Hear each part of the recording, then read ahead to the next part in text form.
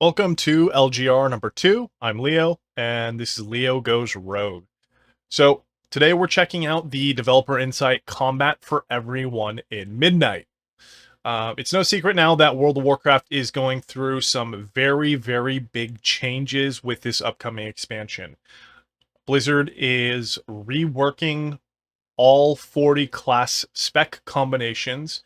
They're doing major overhauls to the talent trees, and the removal of add-ons is probably the biggest contributing factor to the big changes moving forward. So this article, we're not going to read through the entire article, but we're going to more do a little bit of a TLDR and talk about what this actually means for the game and why it's happening. So first, let's start with combat complexity and how it affects players.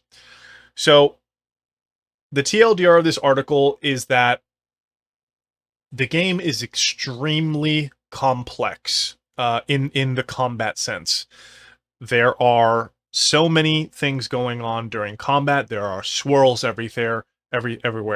Boss mechanics. You're tracking buffs, debuffs. You've got to do your rotation right. You've got flashing add-ons, and to a new player trying to get into the game, this is just crazy. There's no other game in the world like this. World of Warcraft is just polluted with add-ons, which have been a blessing and a curse for the game. So let's talk a little bit about this some more here on my notes that I've written down. So World of Warcraft is currently a game about information. There are many buffs and debuffs to track, and players and classes in general have many abilities to manage, and you need to have access to these, which means that you're putting them on your hotbars. You need keybinds for them. I personally went out and bought an MMO mouse because I just wanted to have easier access to more of my abilities without getting crazy with my control, all this, that. But, you know, I have so many keybinds that it just made sense to, and I needed more, and it just made sense to have an MMO mouse because, you know, you have macros that you create for certain classes. If you play arena, you know you need to have target 1 2 3 or CC, you know, target 1 2 3, things like that. So it's just crazy for the same abilities. So, and many things in World of Warcraft are not intuitive. The talent trees, if you're not heavily invested into spending time playing your class and testing it out, the talent trees are not always going to be very intuitive or easy to follow or understand. It's very mathy. It's very mathy.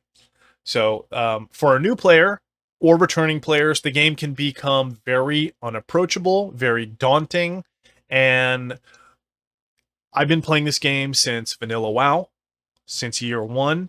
And over time, you have this buildup of skills over the years from, you know, all kinds of different iterations of the game, but also different experiences and combat designs that you've gone through in the game. This especially is, you know, a lot for PvPers as well, too, and hardcore like raiders and dungeon, you know, players.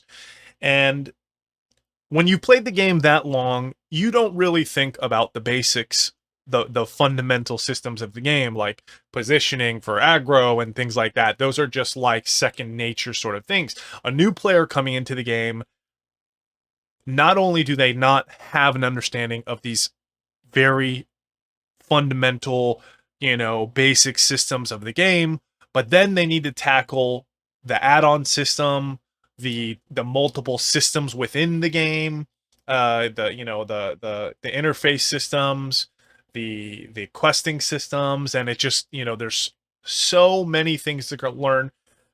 You know, I play League of Legends, and the complexity in that game is very deep, and it's mostly tied into the champions, but, like, you know, there's also things about laning and scaling and you know, like items and stuff like that. But when it comes to World of Warcraft, I mean, the complexity is simply in having a user interface which requires certain add-ons just to read the game properly, just to decipher the encoded information that's not readily there for you to see at a baseline level without the add-ons. And that is like absolutely crazy. I'm glad we're tackling this. It needed to happen years ago, but here we are, right? So now going back to specifically combat, and let's talk about Mythic Plus and the groups, the group system, and even pugging and raids and stuff.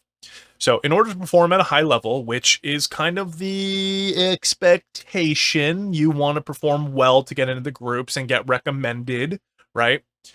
And get a good eye level because people want to take you just for basic, I want to play the game. One, it's really good to play just a useful class and spec. Some specs just aren't welcome as many as others, especially if you're in the pugging world, right? I stopped playing Warrior because it was just way better to play a mage. It was just way better. I played Warrior for years and even Paladin for years, although Paladin more recently is a super appreciated spec.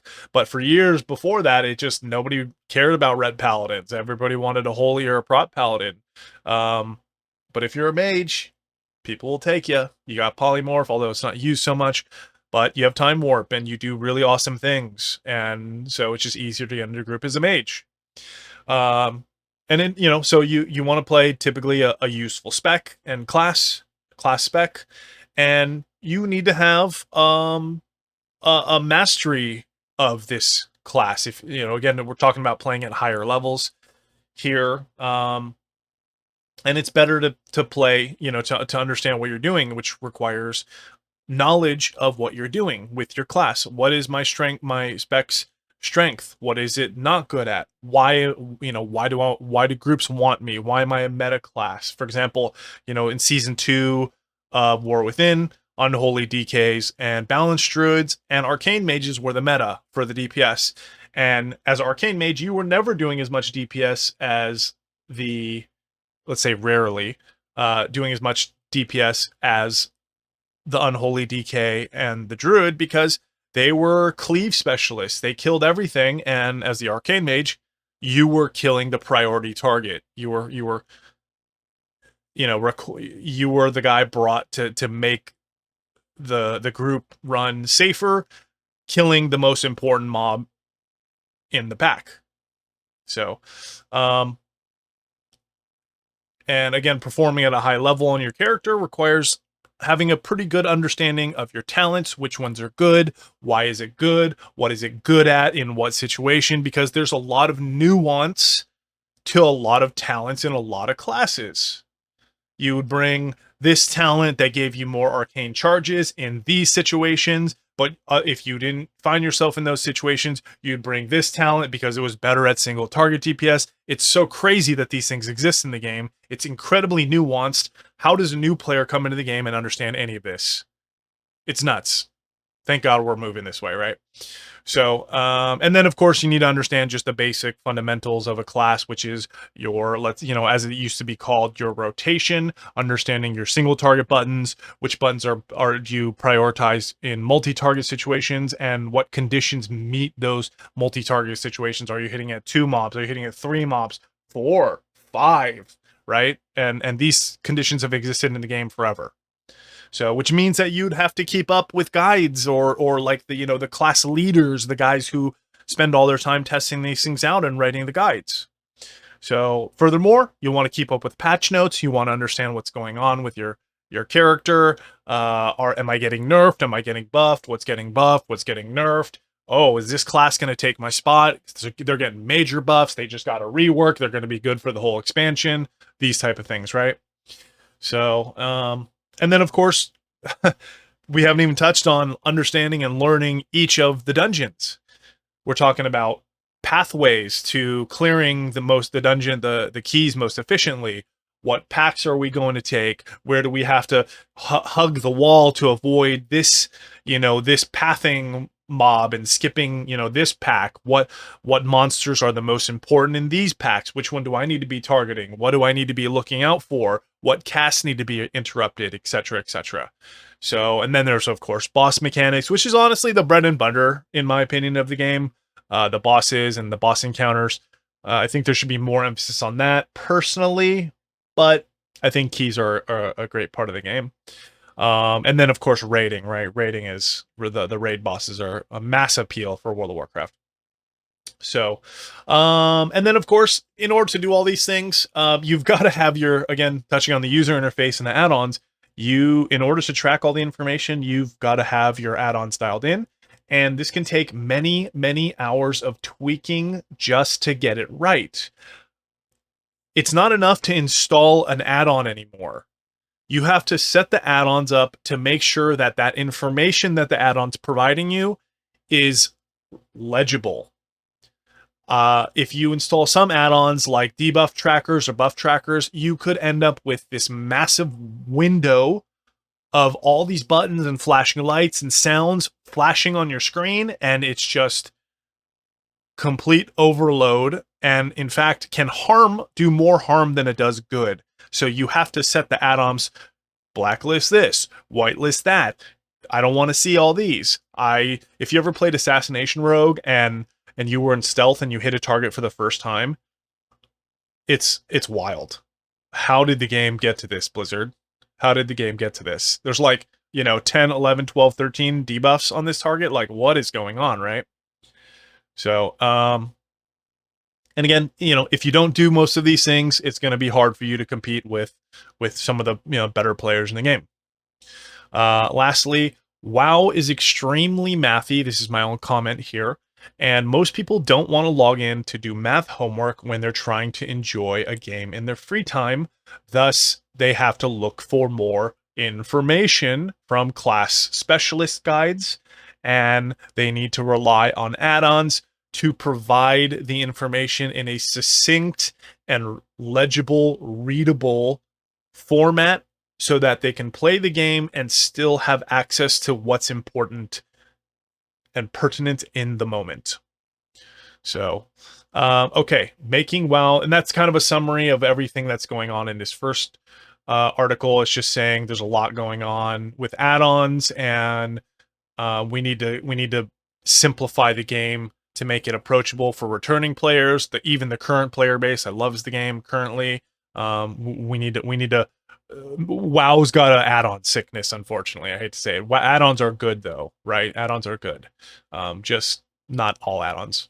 So, making WoW more approachable. So, essentially what they're doing here is trying to make the game out of the box very playable. And they need to, because WoW is not really growing. We're on year, 2022? Or not, it's 2025, excuse me, but it's like year 21 or 22 of World of Warcraft.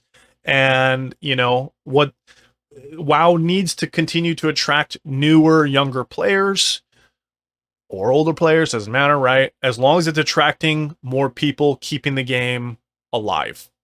And so in order to do that, the game needs to be more approachable.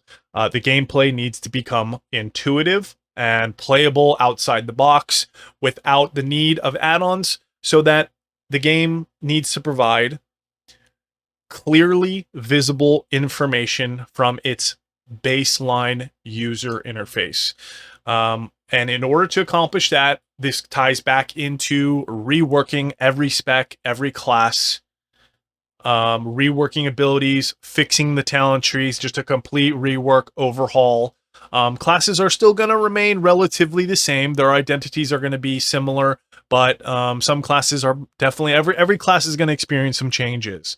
They're redesigning complex abilities, simplifying these things. I'll get into an example in a second, and reducing the amount of buffs and debuffs that occur from using given abilities and that are available in the talent tree, for example. As an example, speaking of which, Arcane Mage, I'm obviously a mage player. My opening sequence of abilities would start with an evocation before combat. And while the pull was about to happen, I would start winding up my Arcane Surge and then ramp up other abilities, and etc., etc. They are reducing the amount of those things that are going to be occurring in the game.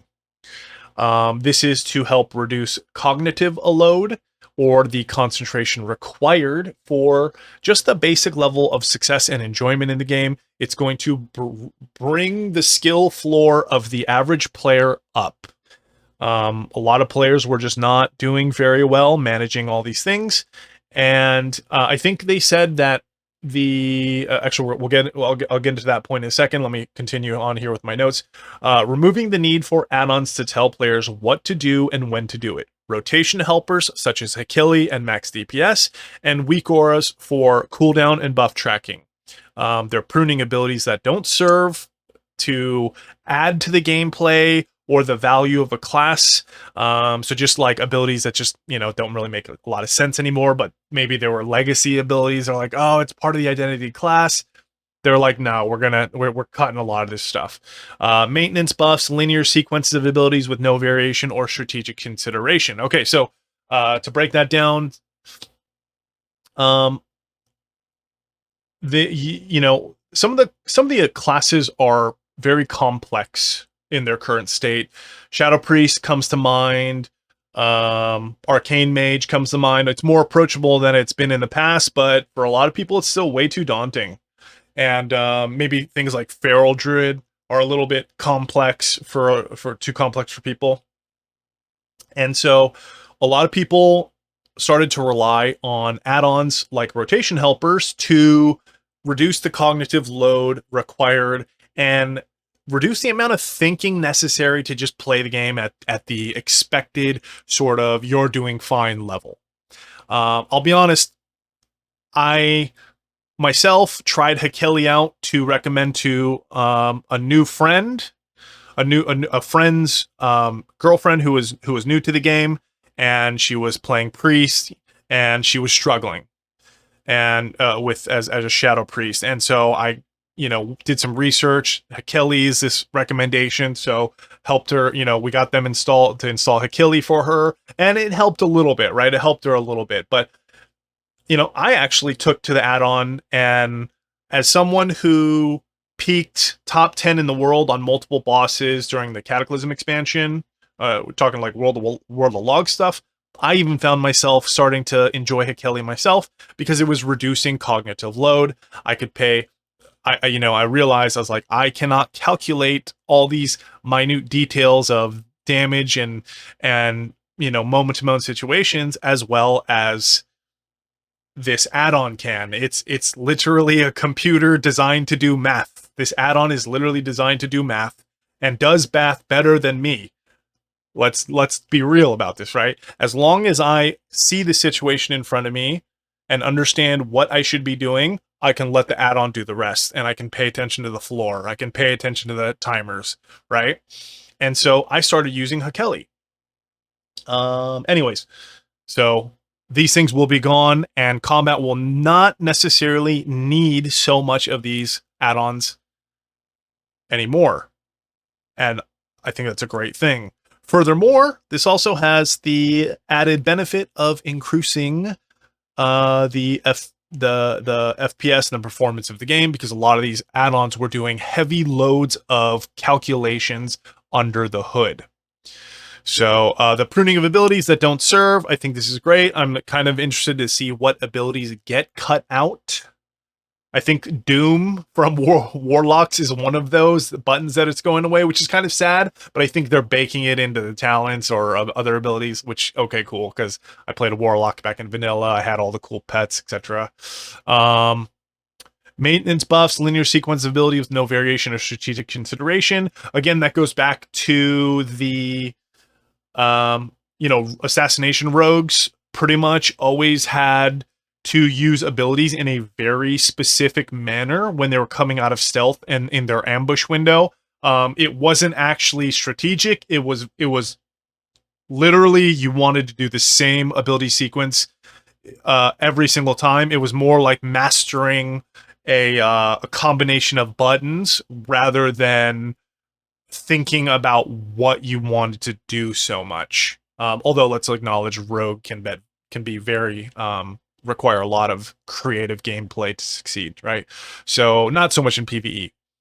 Modifier auras. These are the talents that buff other abilities, so they're kind of required, like before you use your arcane surge, you want to evocate first, or you want to ramp up your haste by spamming this ability. Then you want to evocate to buff your intellect. Then you want to arcane surge into touch of the magi, into this, into that, and it's just like a lot of things like that are going to disappear from the game. I think keeping some of them around, which is the intent here, will be fine.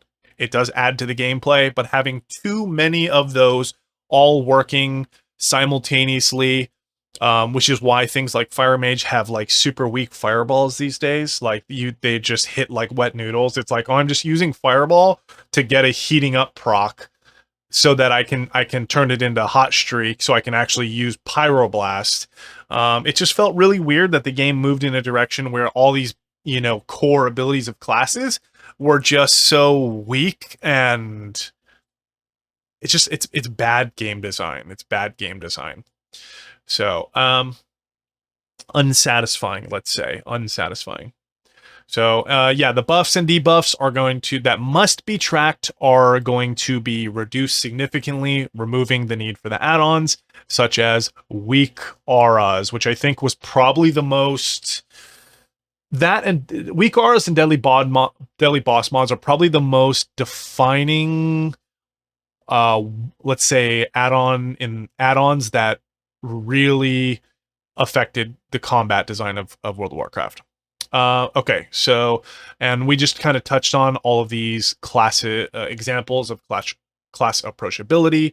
So yeah, they're pruning out abilities without meaningful gameplay, removing a lot of these modifier auras that we kind of touched on, and removing talents that just, these things were not intuitive or easy to, perceive, and players just were not aware of them. I'm sure, we're all guilty of not seeing those because it's very clear that they were just too subtle. And then here, but wait, there's more. So that's talking about the aspects of class design that are in review moving into midnight. Again, with the overhaul of talents and class reworks and buff pruning, debuff pruning, etc. They're also looking at things like this. So high APM classes, Fire Mage, Outlaw Rogue, Fury Warrior immediately come to mind. I think Enhancement Shaman might fall into this category. I've never actually played one. But these high APM classes, they are fun. However, I found myself as a veteran gamer, I don't have any medical challenges with my hands or wrists or anything like that, like a lot of super hardcore gamers. But a lot of these classes just develop fatigue for players. I wouldn't want to do probably more than 2 or 3 keys, and then I would just be like, okay, I'm good. I'm done for the day. I'm good. So these high APM classes are probably going to get dialed a bit back. Classes that have excess amounts of keybinds, I think Mage might be one of those. I know like BM hunters or just hunters in general had too many keybinds. It was just like stacked keybind pages and needing more of them. I think Priest might suffer from that still. And then too many flashing procs that are all flashing simultaneously, all creating a sense of urgency, but you're not sure which of the abilities are the priority unless you've done a lot of research and studying into your class. Essentially just creating confusion for most players. And then they're looking to fix classes with overly complex abilities. They mention here such as Adaptive Swarm, Surge of Power. I think that's for monks, if you will, or that might actually be shamans. I can't remember. This might be shamans, and then blackout combos for monks. So just removing some of the overly complex stuff. And so what does that mean, right? What does all this stuff mean for the game design? Because it's going to be a departure from the current atmosphere, the current environment of World of Warcraft. it means that the game is going to move much closer to something in classic WoW, where I think they realized what was successful, what made WoW so successful was the approachability and the simplicity of the game in its early iterations. Now, the game will never go back to that. Retail WoW can never go back to that, right? Um, because it's come so far. But I think moving the needle in the direction maybe somewhere midway between then and now is going to be a really good thing. Maybe slowing the game down a little bit, but also making the game more intuitive for the average person, making abilities feel good again, using your basic fireball and pyroblast should feel like there's some real oomph behind them. You shouldn't need to throw 20 or 30 of them to actually kill something. It's just insanity, right? Back in the day, you would load up a pyroblast and that thing would hit people and it would hit really hard and it was threatening. Nowadays, it's just one of my buttons that I'm constantly hitting. And that takes away, honestly, from the fantasy of the character, and it kind of steals a bit of the joy, I think, from the game. So I don't know for how far the needle's going to move back towards classic WoW, but it definitely feels like they're pulling back on a lot of stuff. This is a really, really big change for the game, and let's hope that they do a really fantastic job. They are. This could mean that, we're going to be experiencing new boss mechanics that they previously felt like they couldn't do because the weak auras might trivialize the mechanic, and what would end up, or deadly boss mods would trivialize it, and maybe they'd be like, well, we can't put this mechanic in because DBM is just going to tell them where to stand, and then there's no point in this mechanic because they're not actually challenged at all, right? So that means they're going to be able to put simpler mechanics into the game that were too simple with deadly boss mods, but now it's like, without the deadly boss mods, it's still going to provide sufficient challenge and make you think a little bit about where you should be and be prepared for these things, right? They said less swirls. Thank God. Thank God. If I played Melee for the probably like 18 to 20 years of World of Warcraft. I'm a mage player now, right? I said that before, but God, the swirls in the game were, at first it was fun, and then it just got obnoxious. There were just swirls everywhere, constantly swirls, and it just gets super old. And it's so, even as a caster, it's just not always fun to have to move constantly and cancel your cast because there's just volcanic ash flying out of the sky, and you're just like, I gotta dodge more. I think that's probably the number one killer of DPS and difficulty in for a lot of casters, is just they're having to cast while on the move, and it just leads to really kind of frustrating and unsatisfying gameplay. And like I mentioned, this is going to probably slow down combat, slow the game tempo down. I think this is going to be good. It'll leave people with a little bit more in the tank to play more, to spend more time in the dungeons and make the dungeons, more exciting for a lot of players. I know they're good for a lot of players now, but it doesn't mean that those players are not going to enjoy it when the game tempo goes a little bit back. So we'll see, right? No more combat assist add-ons. Which means also that you're going to be able to you're going to have to actually look at a lot of the game rather than look at what your add-ons are telling you. I'm very excited about that. This is going to be so good. And again, better game performance under the hood, less of these add-ons calculating things in the microseconds means that a lot of your CPUs, mine's a little bit older, but CPUs should perform the game very well. The game should perform very well, but because of all these like subtle add-ons under the scene, and they just stacked up, more and more and more add-ons, all of a sudden game performance is starting to dip. Raid encounters are just a mess. That's partially on the Blizzard devs, but it's also partially the add-ons, right? And so we should have better game performance under the hood. That's very exciting. And again, new boss encounters, new boss design that we should be able to have, because the add-ons aren't going to trivialize those things for us. So anyways, that's it for this episode of LGR. I'm going to be coming out with more World of Warcraft stuff, probably some Worlds content. League of Legends Worlds is literally right around the corner, and more Ravens Watch as well, and just other games that I find entertaining. So thanks for watching. Like, follow, subscribe. Leave a comment in the the comments below if you got some thoughts, or if I missed anything, and stay tuned. Have a great day.